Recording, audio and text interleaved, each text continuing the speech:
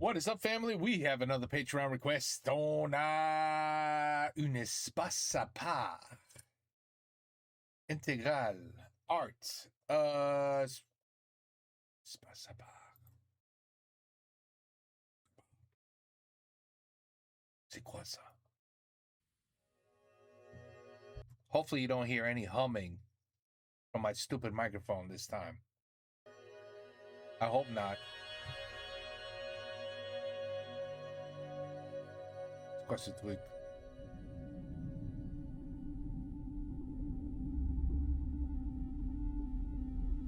Depuis toujours, l'être humain sait qu'il tient une place spéciale dans l'univers. Ah, c'était un Centre bébé. du monde, joyau de l'évolution, il a levé les yeux vers le ciel. Et puis, il s'est mis à explorer. L'homme a découvert qu'il habitait une planète parmi d'autres dans le système solaire. Un petit point bleu en rotation autour de son étoile. Une planète finalement de taille banale, orbitant autour d'une étoile plutôt blême que les humains ont eux-mêmes classée comme une naine jaune. Une taille ridicule à côté des très nombreuses géantes et supergéantes. Prenez la grandiose Eta Carinae par exemple, une étoile 1 million de fois plus lumineuse que le Soleil. Ou bien la majestueuse Huit Scuti, 5 milliards de fois plus lumineuse. L'univers foisonne d'astres plus notables que le Soleil, étincelles anonymes au pied des hiérarchies stellaires. These are cool videos. I love videos like this. Pour mesurer les distances immenses entre ces étoiles, l'homme a dû inventer une unité de longueur spéciale, celle parcourue pendant 1 an par une particule de lumière. 10 000 milliards de kilomètres. 10 trillion kilometers. Une année-lumière est donc à 1 kilomètre, ce qu'un kilomètre est à la taille d'un virus. Et l'univers mesure 80 milliards d'années-lumière. Yeah, it's pretty big. The universe is pretty large. Les étoiles sont incroyablement nombreuses. And if you think we're the only idiots that are in this universe, we're just I don't even know, a pimple. You know what a pimple is? In petit pimple? We are a pimple in the universe. Planet Earth and humans. Une seule galaxie contient entre 100 et 400 milliards d'étoiles. Ouais. Et les galaxies elles-mêmes sont innombrables. Yeah, we've seen videos. Ce que l'on voit actuellement, ce ne sont pas des étoiles, mais des milliers de galaxies. Eh oui.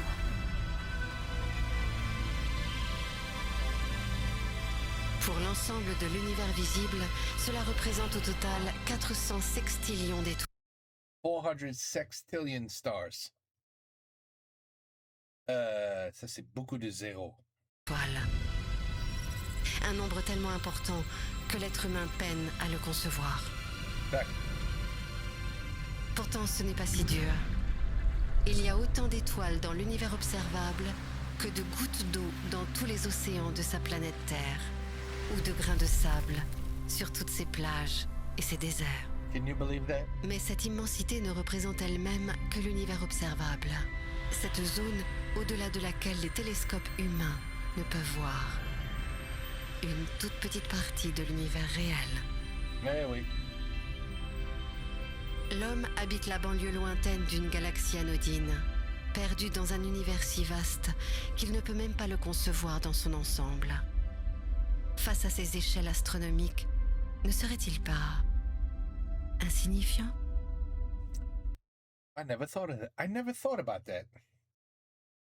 We are so small. We are insignificant in the universe. There's probably so many other places with life that they're like, what? Yeah, Earth? Yeah. Wait. We passed by once and yeah, big deal. They're so behind. Forget it. You know, let's just fly another trillion light years away back to our planet and, you know, where there's a whole other universe. Listen, all of this is too is too big for our little brains to comprehend the size and the magnitude of the universe. C'est pas possible. C'est impossible. So we just enjoy videos like this. You know.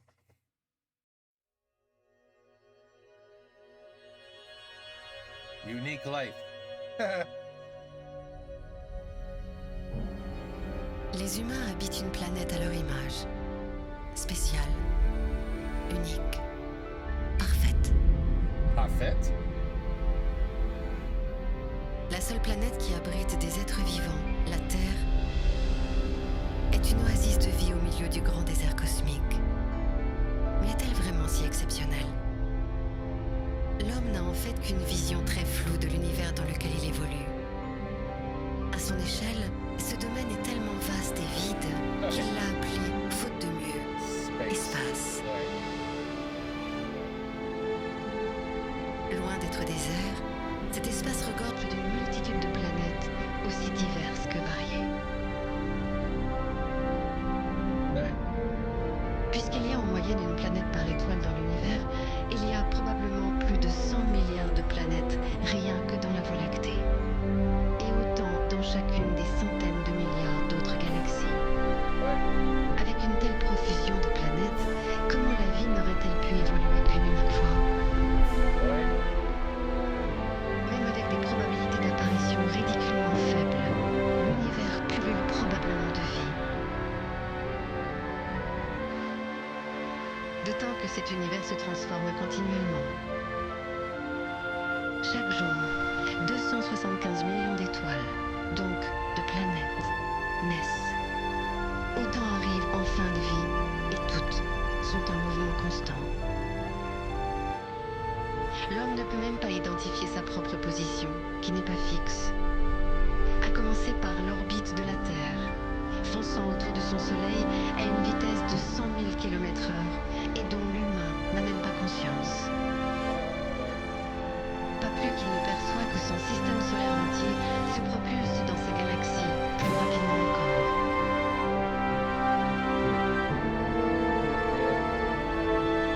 Et pour finir, sa galaxie, comme toutes les autres, est elle-même en mouvement. Elle se rue vers la galaxie la plus proche, Andromède, à la vitesse de 720 000 km/h.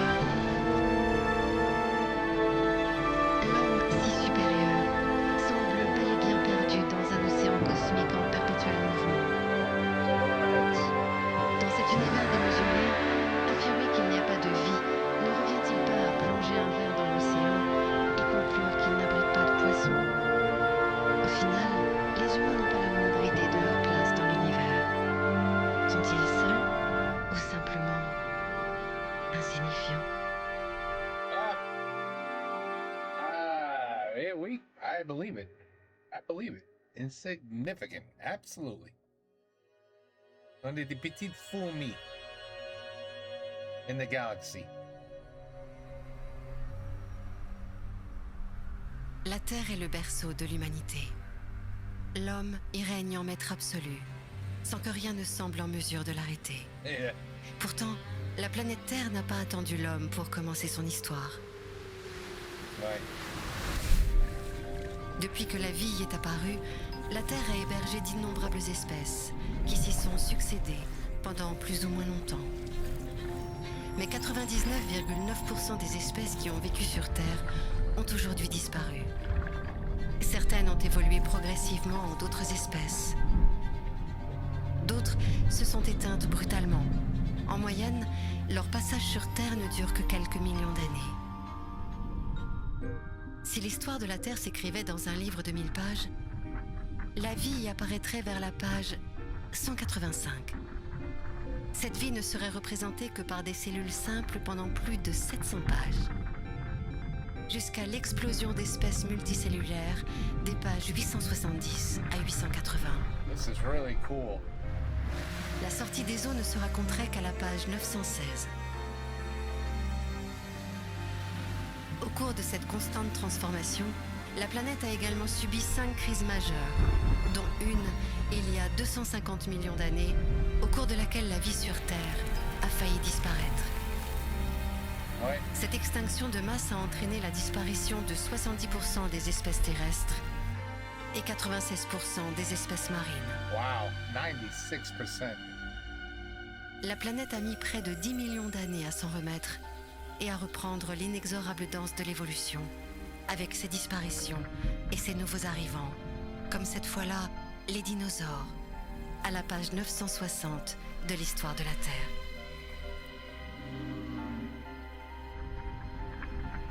À la fin du livre, l'histoire entière d'Homo sapiens depuis son apparition jusqu'à aujourd'hui ne ferait l'objet que d'une poignée de lignes tout en bas de la toute dernière page. Sa présence sur Terre ne représente donc que 0,004% de sa très longue histoire. Wow. L'homme n'existe pas depuis bien longtemps, mais il n'est pas pour autant plus évolué. Toutes les espèces sont au sommet de l'évolution. Non, et beaucoup de humans, ils sont plus cons maintenant je sais pas, 1,000 years ago. You know what I'm saying?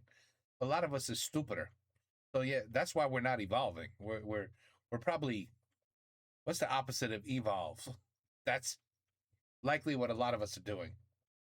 We're going backwards. Et toutes sont parfaitement adaptées à leur environnement naturel. Ouais. Du bernacle, fermement ancré sur sa baleine, jusqu'au minuscule Dick-Dick, d'apparence si fragile, mais qui survit aux attaques répétées des aigles, pitons et lions, depuis des temps immémoriaux. Ouais. Rien n'indique que l'espèce humaine devrait être éternelle, ni même qu'elle mettra plus longtemps que les autres à disparaître. Le plus probable est que son passage sur Terre ne représente qu'un battement de cils à l'échelle de l'histoire de sa planète. Une durée dérisoire, presque insignifiante. It's a good video.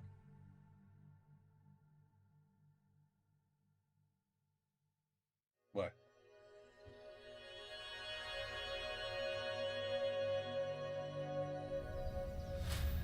Qui cache la forêt. L'homme est une espèce exceptionnelle, unique, au sommet de l'évolution. Mais a-t-il seulement une idée de ce que représente sa place dans l'ensemble de l'arbre du vivant? L'homme s'est lui-même classé parmi les mammifères. Un mammifère comme le gorille, l'éléphant, la musaraigne ou même la chauve-souris et l'orque. Il y a plus de 5000 espèces de mammifères et 10 fois plus d'espèces de vertébrés qui comprennent aussi les oiseaux, les reptiles, les amphibiens et les poissons. L'homme ne représente alors qu'une espèce de vertébré sur près de 70 000. Une seule feuille dans un bien grand arbre. Mais les vertébrés ne sont pas les plus nombreux sur Terre, loin de là. L'homme a déjà identifié 5 fois plus de plantes et 20 fois plus d'invertébrés. Rien que pour la famille des scarabées, on connaît plus de 300 000 espèces.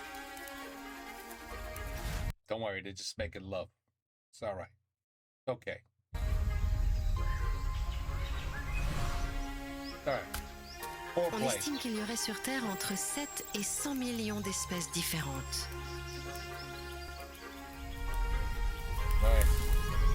Mais les espèces vivantes, ce ne sont pas seulement les animaux, les plantes et les champignons. Si l'on considère également les bactéries, les virus et tous les autres organismes unicellulaires, l'équivalent de leurs espèces pourrait alors atteindre les 1000 milliards. Yeah. Une multiplication par des milliers du nombre d'arbres de vie. Si on prenait une espèce au hasard sur Terre, les chances de tomber sur l'être humain seraient bien minuscules.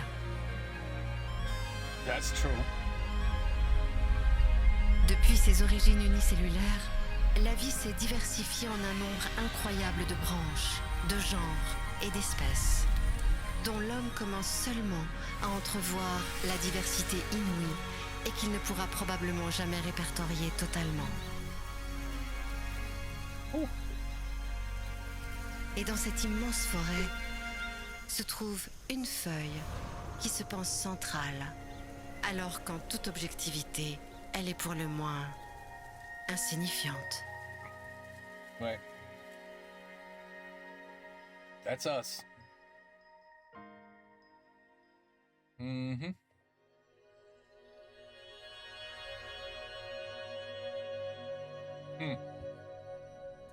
Dominations, huh? Même s'il n'est qu'une espèce perdue au milieu de la multitude du vivant, l'humain est sans aucun doute l'espèce dominante à la surface de sa planète. Mais par quels critères se manifeste cette supériorité ? Malgré plus de 7 milliards d'humains sur Terre, l'homme n'est pas l'espèce la plus abondante. Loin de là. Les hommes sont par exemple 3 fois moins nombreux que les poules. But that's because we breed them that way. Right? Because we like eating chicken. So we breed them that way. I mean, if every single woman had to have like 35 to 50 children, there'd be big numbers out there. Big numbers. Même en comptant la masse cumulée de tous ces individus, la biomasse, l'humanité ne pèse pas plus lourd que les fourmis. Right? Les Wow. humains ne sont pas non plus les plus grands, No, no, ni les plus forts, no, ni ceux qui vivent le plus longtemps. no. Si certains requins ou tortues vivent aisément plus de 200 ans, les coraux et des éponges vivent plusieurs milliers d'années.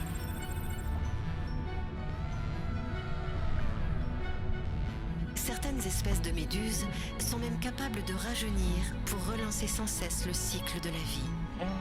You know for a fact there's some billionaires out there that like, I need to, you need to get that jellyfish blood or, whatever is making this jellyfish alive.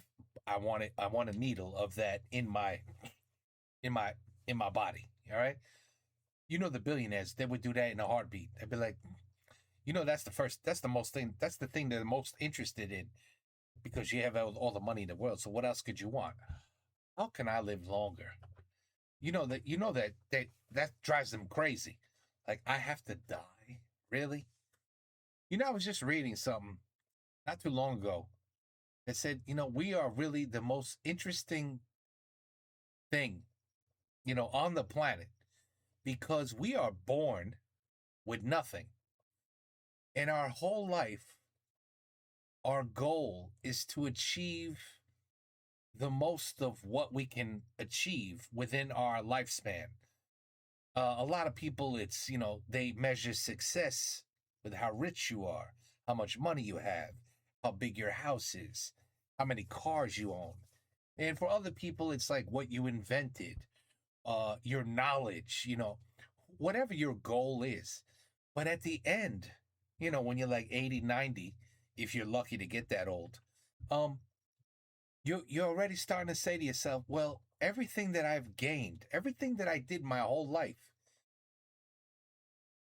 the end result is I leave with nothing.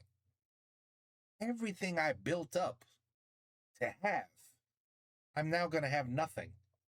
It's all going to be for nothing. I'm going to die. Everybody knows that. I'm going to die, and that's it. Everything I now have is gone. But it's a weird way of thinking. When I read that, I was like, that's so weird. We focus so much on what we can obtain during our life, and then at the end it's, I'm just going to give it all away because I'm going to have nothing. How much can I gain so that I can lose it all at the end of my life? And I never thought of it that way. It's a little weird, right? Sans accident ou prédateur, elle pourrait être immortelle. See, we all need some jellyfish blood. That's all. Some jellyfish cells. For a fact, scientists are already on it. Don't worry, they're already on it. They're like, yeah, how the hell is a jellyfish doing that? Imagine if a human could do that. Because, that we're always looking for that. That'd be cool. That'd be pretty Si on cool. les compare aux autres espèces, les humains sont d'une fragilité déconcertante. Les étoiles de mer, par exemple, peuvent faire repousser tout leur corps à partir d'un bras. Ouais. Ouais. Pretty Le damn moloch cool. hérissé peut tenir des années sans boire autre chose que les rares gouttes qu'il récolte sur sa peau. Ouais. Quant au tardigrade, cette charmante petite bête fait passer l'humain pour une petite nature. Il résiste sans problème et pendant des années au milieu intensément toxique et excessivement salé. Aux températures de plus de 150 degrés ou de moins 270 degrés. À la suppression totale de nourriture, d'eau et d'oxygène. À des pressions de plus de 1000 fois la nôtre. Au rayonnement X et même au vide de l'espace. You know if somebody's investigating that too. Oh yeah. What the hell kind of cells does this thing have? Can I put it in me? Les humains ne supportent qu'une petite gamme de températures. Ouais. Leur peau est très fine, leurs organes faillibles et leur physiologie chétive. C'est vrai. On C'est pourrait vrai. même se demander comment cette espèce a survécu jusqu'ici. Yeah. Don't worry, we're gonna blow everything up, so don't worry. Regarde son extrême fragilité, la supposée domination des êtres humains ne semble-t-elle pas insignifiante? Interesting. So interesting. Really.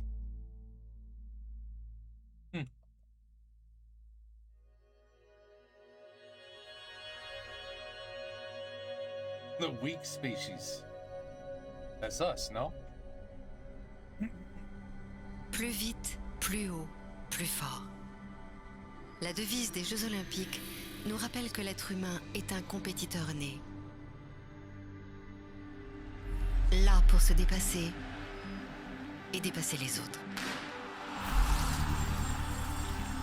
Sauf qu'en réalité, il ne dépasse pas grand monde.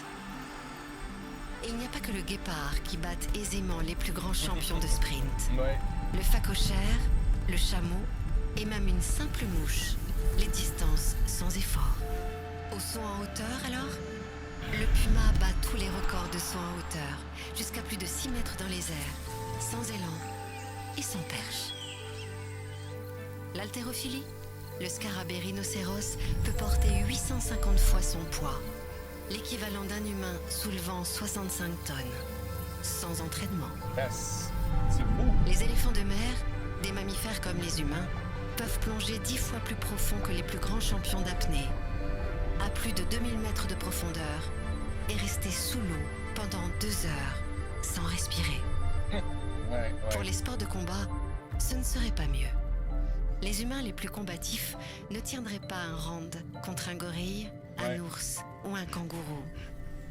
Mm-hmm. Sans parler des nombreux animaux beaucoup plus petits Even Mike Tyson? Yeah, Mike Tyson would get his ass whooped too. Yeah, it's true. It's true. qui peuvent remporter l'affrontement sans même avoir à combattre.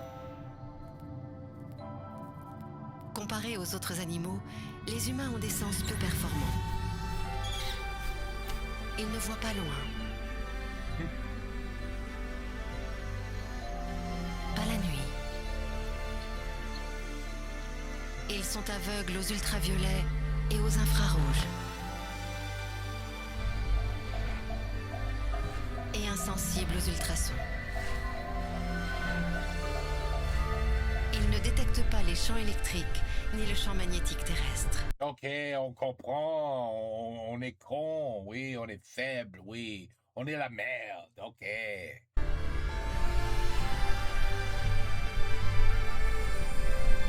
Au final, si l'on compare ses capacités physiques à celles des autres habitants de sa planète, il n'existe pas beaucoup de catégories dans lesquelles l'humain pourrait espérer un podium aux Jeux Olympiques du vivant.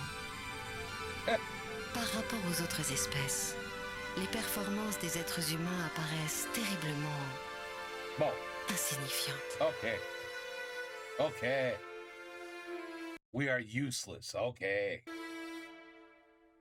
But we know how to build things. Like, you know, we build a lot of good things, some cool things, no? I mean, we build, you know, jumbo jets now that fly in the air for hours. It's pretty cool. You know, stupid things like that we don't think about, but hey, that's a pretty good accomplishment, you know? What? We just went and just spent a weekend just hanging out around the moon and just looking at the moon. And then when now we're coming back, like it's pretty cool. Yeah. But yeah, I get it. Versus everybody else, you know, we're not as good as we think. Yeah, I get it. I get it. I get it.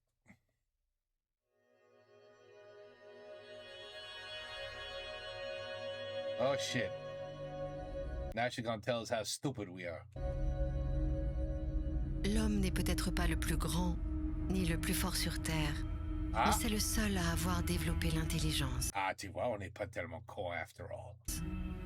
Un cerveau exceptionnel That we only use like 8% of it. qui lui permet d'anticiper, de comprendre.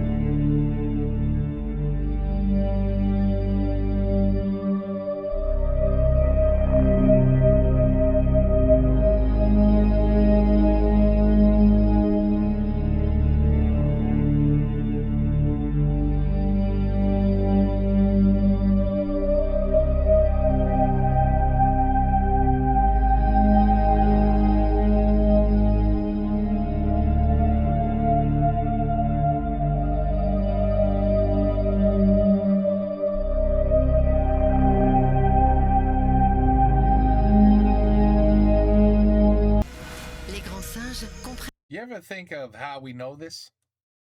You ever think of that? Like when we say, you know, the ant is now speaking to the queen and protecting it because there might be like there's a wasp nearby. Like, you ever think like, wait a minute, did somebody have a conversation with the honeybee and say, hey, what kind of flowers you like? And how do you know where to get them? Oh, well, when I start dancing while I'm flying, you know, that means I found a good flower. There's some good nectar.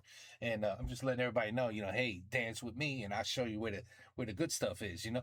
Like, did somebody have a conversation with the bee? You know? You ever think of that? Like how would you even study something like that?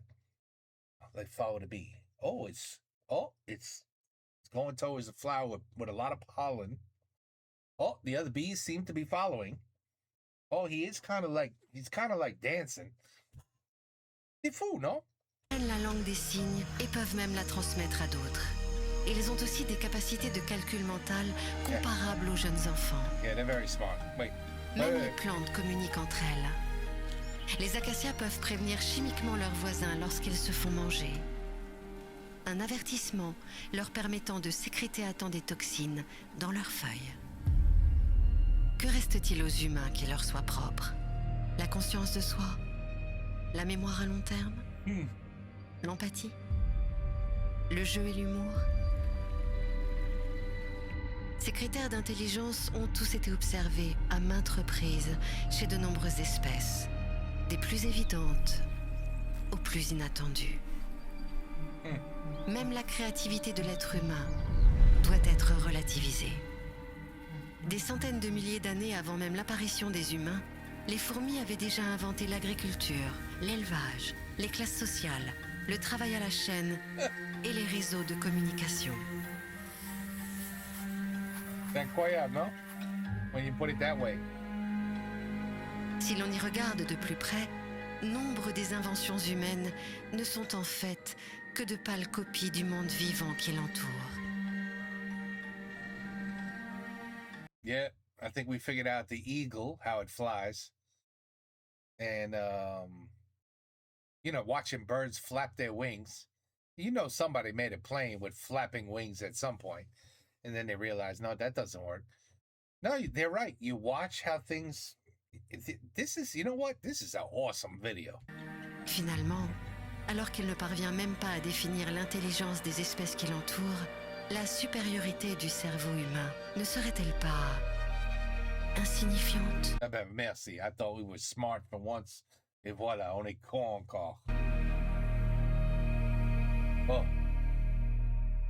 Pas très gentil, cette dame. Bon.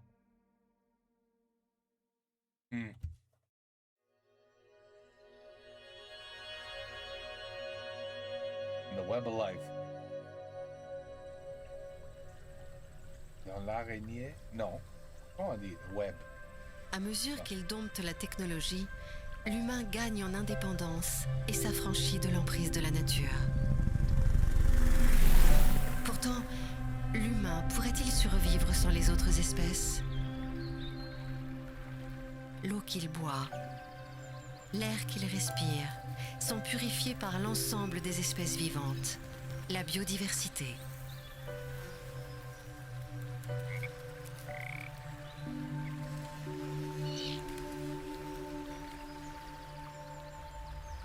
Cette biodiversité lui fournit aussi l'intégralité de ce qu'il mange, mais aussi de nombreux matériaux qui constituent son monde, ou les principes actifs de la majorité de ses médicaments.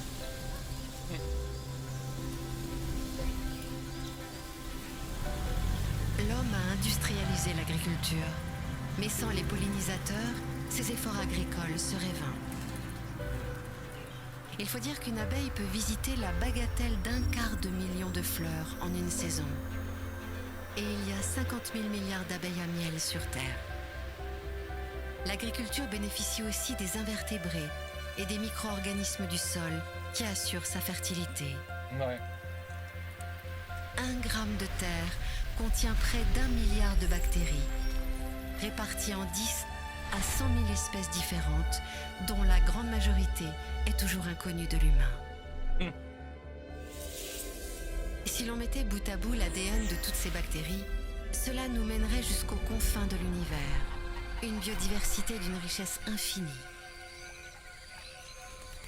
Chaque espèce se développe en interaction permanente avec d'autres espèces. Qu'une espèce disparaisse, et les liens restants contribueront à compenser cette absence. Que des milliers d'espèces disparaissent en même temps, et la toile du vivant se trouvera grandement fragilisée, risquant l'effondrement. De par sa nature biologique, l'humanité reste entièrement dépendante du tissu vivant de sa planète, pour qui sa présence, comme sa disparition, A lot of people don't realize that. en tant qu'espèce, sont insignifiantes. Anyway. The world is a complicated place, people. It really is. It was made like perfectly for a reason, where everything matters. There's always something. Other than ticks. What the hell's the point of a tick? Anyway, chickens eat them, so it's food. But they don't eat enough of them because they do enough damage. I hate ticks. Why do they exist? Well, anyway. I think I said that before.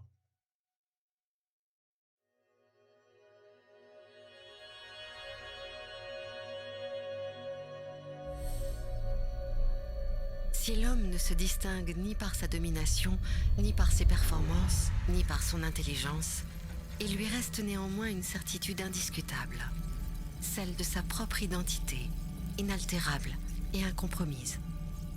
Yeah, the woman body is something unbelievable, that's for sure. Mais au risque de le vexer, l'homme représente plutôt une collection d'espèces cohabitant dans la plus parfaite des collaborations. L'humain fonctionne grâce à des dizaines de milliers d'êtres microscopiques, sur et dans son corps, et sans lesquels il ne peut tout simplement pas vivre. Même propre, toute la surface de sa peau est couverte d'un tapis d'animaux microscopiques. C'est dégueulasse, ça. I'm gonna go shower after this. De champignons et de bactéries, What? qui agissent comme un bouclier protecteur contre les infections. Ah, c'est quand même dégueulasse. Et son odeur corporelle, si individuelle, si personnelle, n'est autre que celle de son mélange bactérien particulier, dans une sueur autrement inodore. Ah. Au plus profond de son être, le mélange de bactéries intestinales est lui aussi propre à chaque personne. Mais elles ne font pas que permettre sa digestion. Elles influencent également sa santé plus globalement. Comme un second cerveau, elles façonnent aussi ses comportements, ses humeurs, et jusqu'à ses goûts et sa personnalité. Les micro-organismes du système digestif sont extrêmement nombreux. 100 000 milliards. We know so much. We still can't cure cancer. Crazy, right? We know so much. And yet there's so many people dying from cancer still. Soit 10 fois le nombre de cellules d'un corps humain. Même ses propres cellules ne sont pas aussi purement humaines qu'il ne le pense. Oh, I believe that. Au fil de l'évolution, des bactéries ont été intégrées, domestiquées et naturalisées pour finalement ne plus quitter l'intimité des cellules humaines et devenir essentielles à leur fonctionnement. Et même à l'échelle la plus intime, celle de ses propres chromosomes, l'intégrité de cette humanité est remise en question. Depuis la nuit des temps, l'homme a régulièrement incorporé dans son génome des centaines de gènes étrangers. Au total, il s'agit de plus de 100 000 fragments de virus, soit 10% de l'ensemble du génome humain. Finalement, l'humanité dans son intégrité même n'est rien d'autre que le fruit d'une immémoriale collaboration interespèces. Dès lors, toutes les prétentions de l'homme par rapport aux autres espèces apparaissent aussi inappropriées qu'insignifiantes. Wow. Last chapter. Yeah, there should be one more. Chapter 10. Heritage. Here we... L'humain n'est pas le centre du monde. Perdu au fin fond du cosmos, il partage une planète anodine avec des millions d'autres espèces, toutes uniques et fascinantes, dont il dépend entièrement pour son bien-être et pour sa survie. Poussière dans cette immensité, l'être humain ne semble pas si exceptionnel. Et pourtant, en suivant sa propre voie, l'humain a maîtrisé les éléments, repoussé ses prédateurs, combattu la faim et la maladie pour survivre, puis s'épanouir, et enfin conquérir. Il a inventé la philosophie, l'art, la science. Alors, on n'est pas tellement con, alors. Il a développé l'altruisme, changé d'échelle la portée et le volume de sa communication, de ses échanges et de sa réflexion. Il s'est imposé des valeurs. And now we have AI. Une morale, une éthique. Progressivement, il a aussi inventé la religion, le commerce, la politique, mais également la discrimination, la haine et la torture. Now these are the humans I know mostly. Il a développé le consumérisme, la destruction des terres et des mers, l'exploitation des autres espèces en même temps que de la sienne. L'homme a réussi la prouesse de souiller les plus hauts sommets du monde et les plus profonds océans, l'intérieur des espèces et l'extérieur de sa planète. Chaque minute, il donne naissance à 250 bébés et produit 4000 tonnes de déchets. Oh my goodness. And she's not even talking about India. Tous les jours, il produit 240 000 voitures et annihile 400 espèces vivantes. Chaque année, il laisse mourir près de 9 millions d'enfants de moins de 5 ans et détruit 13 millions d'hectares de forêt. All right. We're back to being idiots. L'homme semble privilégier la croyance au savoir, l'avoir à l'être, et l'image du bonheur au bonheur lui-même. Il se pense maître de tout, mais ne se maîtrise pas. Il est la seule espèce à avoir développé la capacité de détruire son propre environnement Wow. That's us. That's us. sans avoir développé la sagesse de ne pas le faire. L'humain si précoce, est encore immature, capable du meilleur comme du pire. Parviendra-t-il à l'âge de raison avant d'avoir brûlé sa propre maison? Cette question est tout, sauf insignifiante. This is an excellent video, man. Bravo, Patreon. Excellent request. Good shit. Good shit. So that's what I'm talking about. So true. So true. And who we have in the top left corner? Oh yeah. You know, they were talking about the people that would like destroy the world. And yeah. Well, anyway, I love these videos. Excellent video. And it really, yes, you know, as important as we are also extremely unimportant. And, you know, many people have said it before, you know, when the planet Earth is ready to get rid of us, quand la mort de nous, it's just going to be like, you know, just like, you know, well, that's it. It's going to be very easy. And everything will continue. Everything will be fine. The planet will be fine. We'll be long gone, but the planet will be just fine. You know, but very interesting. A lot of good information there on really just how brilliant. You know, you don't even think of that. Oh, we're definitely the smartest people. We're the smartest thing on this planet. We're the strongest, the smartest, the most intellectual, the inventors. We're the biggest inventors. But then we don't even think of animals. You think, and you know, that was my favorite was the ants. How everything, and I know this, I'm fascinated by ants. You know, how everything's got a system. And then they showed it with the roadways that we create. We're like ants, you know. And except we pay taxes. We have to pay tax for some reason. The ants, you know, you got to work to live. You know, I agree with that motto, you know. Everybody should do something and put in some effort to live. And if you don't, well, you're going to have a rough life. It's the same as being, you know, rich and poor. But if you without money, it would be like life and death because you would die. You would have no food, no nothing. There's no neighbor or supermarket to go to. You know what I mean? When you live it on your own, you think there was a supermarket. So each family had to fend for themselves and figure out how to live off of what the planet gave you. We're the ones who invented this money shit. Like, oh, no, we need money. We need money for this. We need money for that. And money for this. I mean, when you're a family, you're like, listen, I need a weapon. So I'm going to make it out of wood from a tree. And then, you know, whatever we'll be like a real animal. Like animals only kill to eat, to survive, not for hatred, not because they're mentally sick, not because accidentally, you know. By the way, you know how we could run into somebody with a car. We accidentally kill something.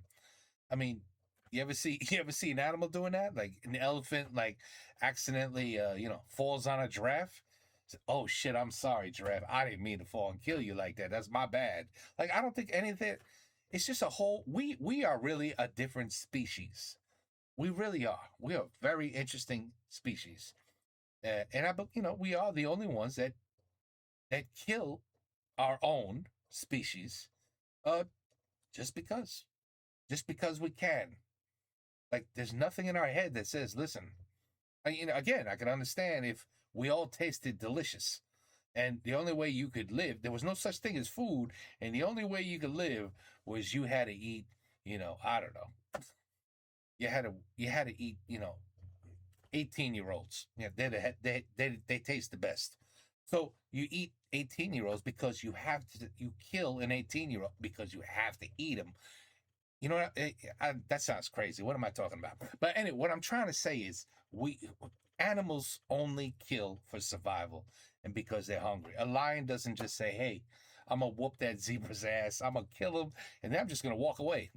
It was just, I did it for fun. Like, no, that doesn't happen. That doesn't happen. So we are very strange people. very strange species. But everything in the video, there were plenty of things I didn't know, so that's awesome. I learned a lot, and it really makes you think. Are we really kind of irrelevant in this world, in this galaxy, in this universe? Are we insignificant? I mean, very well could be. Very well could be. Anyway, another good video. Take care. Peace out. A la prochaine.